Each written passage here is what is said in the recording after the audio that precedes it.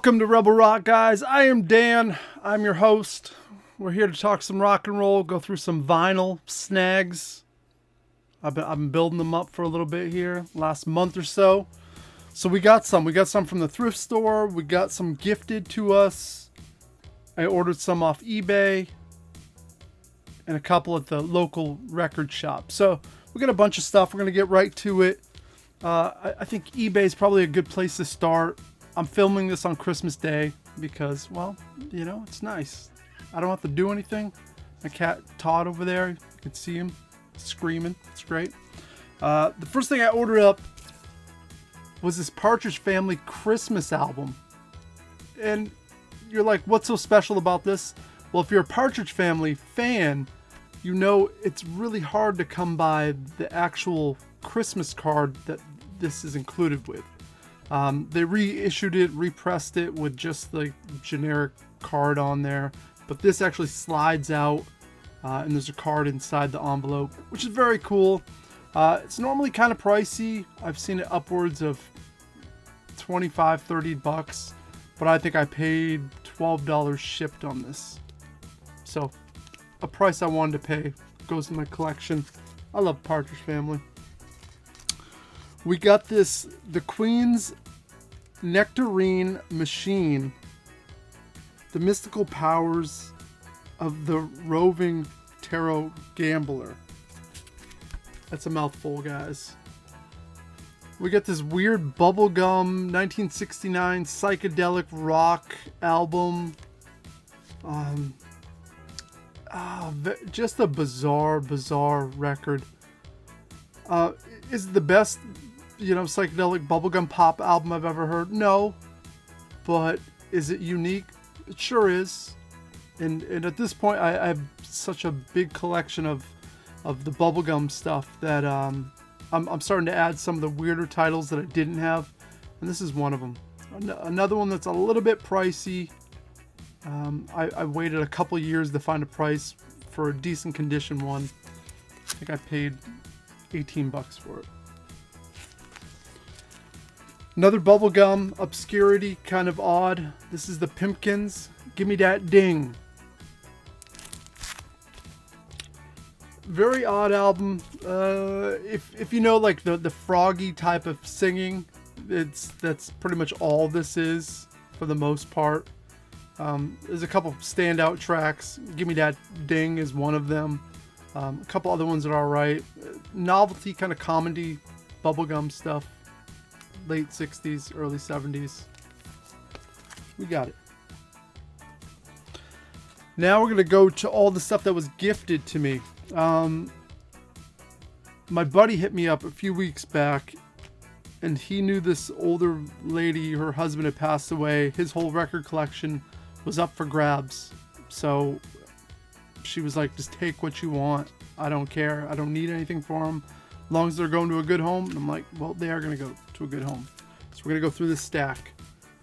We got this Marty Robbins, Gunfighters Ballads. This is one I've wanted for ages. Marty Robbins was around for years and years, his career. But this to me is probably his defining moment. And I think for a lot of people. And that cover just iconic. Cowboy songs, More in that theme, we got Bob Dylan soundtrack to Pat Garrett and Billy the Kid.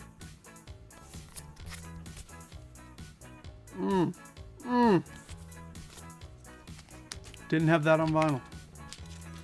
We got a couple Nancy Sinatra albums. Moving with Nancy. Her career, it's one of those weird ones that, Lee Hazelwood as a producer, singer, songwriter type deal is a very interesting person. So anytime he's connected with her, I feel like, you're going to probably get something interesting. We also got a greatest hits here. It's cool. We'll listen to that. We got a couple Dr. Hook. I'll be honest, I've never really done a deep dive. I've listened to a couple tracks and I like what I've heard so far, but I don't know enough. So that's going to be fun. It's always good to get stuff that you've never heard of to throw on the turntable, right? That's what it's all about, discovering. Because you can't know everything. You can try. Oh, these are so awesome. Look at this. Gene Vincent in his blue caps. Blue Jean Bop. What a tragic story.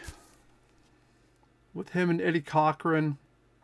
Eddie Cochran dying in a car crash with him in there. And his career pretty much tanking thereafter. Gene Vincent, early rockabilly pioneer. Still holds up. We got, this is awesome too, the Chirping Crickets. Another tragic story. Obviously died young.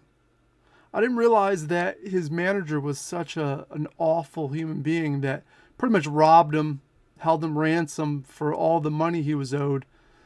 So Buddy Holly had to go out on that tour that ended up killing him. Because that tour wasn't supposed to be a great tour to begin with in the middle of winter. So the fact that he had to go out, and the fact that this came out as the Crickets, was another bad contract deal where he couldn't use his own name for some shit. I don't know. But read into the details. It's a very interesting story. Fantastic album. Ugh. We got some Ricky Nelson. I enjoy me some Ricky too. Once again, the Teen Idol bubblegum stuff, I enjoy it. I go to bed to Ozzy and Harriet every night too, on Tubi TV. And we got Fats Domino, 20 greatest hits. We know there's nothing more to say about Fats. Thrift store pickups next. We got this Rolling Stone 7-inch Emotional Rescue, which isn't my favorite Stones. Might be on the lower end of things, but I'd never seen the 7-inch. Found this at the thrift. This Less Than Jake and Pung 7-inch. Definitely an odd one to find just randomly sitting there. Ska Punk fans out there, I'm sure if you're familiar with them, you would be familiar with that. A thrift store, $2, Sammy Hagar, VOA. Has the big single I Can't Drive 55. I've never been a huge Sammy Hagar fan, but for $2, we'll add it. And then I found this very randomly. Molly Tuttle.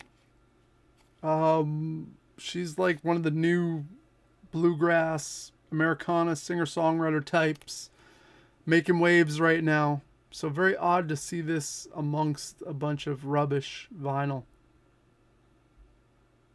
I always find it funny when people buy brand new albums and then just donate them.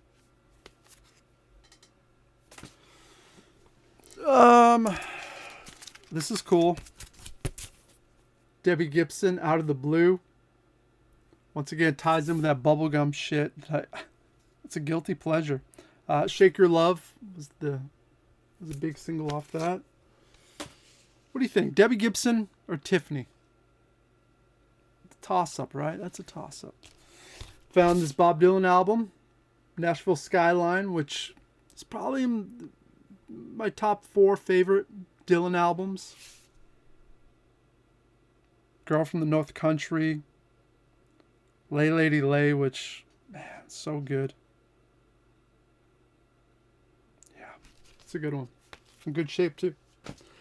We found this Kitty Wells Country Heart album. I spun this last week. So good. I'm watching the Ken Burns documentary, the 10-part series on country music right now, so I'm learning about all these artists. You know, you always know the names, but you don't know the stories behind these people. So getting to know some of those stories, I'm starting to appreciate it a little bit more.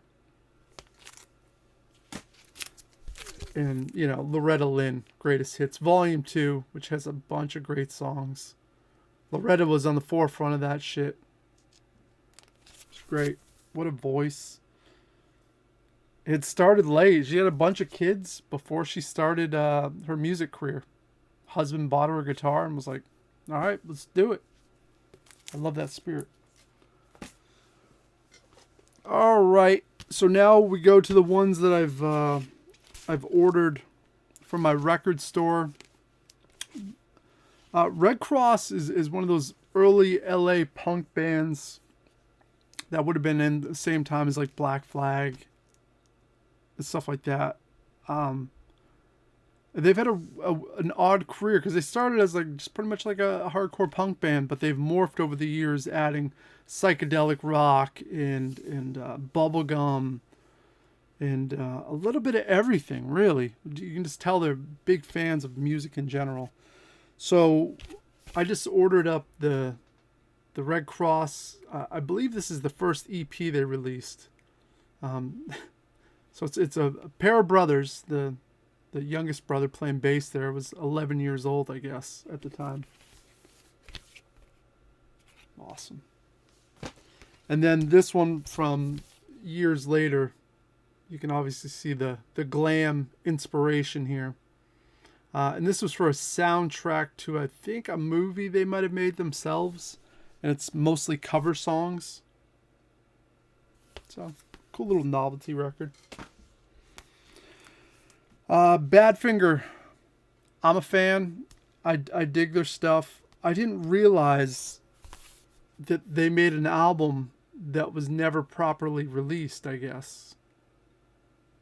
So, how much of a fan was I really, I guess. But no, I saw that they finally were going to release this on vinyl, and I was like, did a little deep dive, some samples on it. I was like, this sounds really good. Because some of Badfinger stuff, not so hot, but this actually sounded pretty ripping. So, from 1974, head first. Tragic story there too. Jesus, like killing themselves and shit. We got Ron Dante's Funhouse. This is the voice of Archie from the show, the cartoon, Archie's. Did the voice? I mean, he was a singer for all of these. The Cufflinks. A few other shows as well. Good novelty. Once again, love bubblegum novelty. Dead Prez for Record Store Day. I love Dead Prez. Probably my favorite hip-hop group of all time. Always lots to say. This is the second album from them. And just as good as the debut, in my opinion. We got Rich Kids. I've wanted this one for a while. I didn't realize that it was re-released for Record Store Day a couple of years ago, I guess. Glenn Matlock from Sex Pistols, his band after the Pistols. Really good punk rock. And the last thing we got was this Thin Lizzy Live and Dangerous. I've wanted this for a while. We finally got it on vinyl. This was pricey. I paid like $38 for this. But we got it. Love Thin Lizzy here. That's going to wrap it up. That's what we got. So it's a lot of records. I got plenty to listen to right now. I'm feeling inspired. I've been writing a lot. Got my room all tightened up, as you can see behind me. Smooth sailing right now. Hopefully you guys are having a good holiday season, doing what you're doing. Hopefully you got a lot of new music as well. Rocking and rolling. That's going to wrap it up. I'm sure I'll be back in next month with some more pickups. But until then, you do what you do, and toodaloo.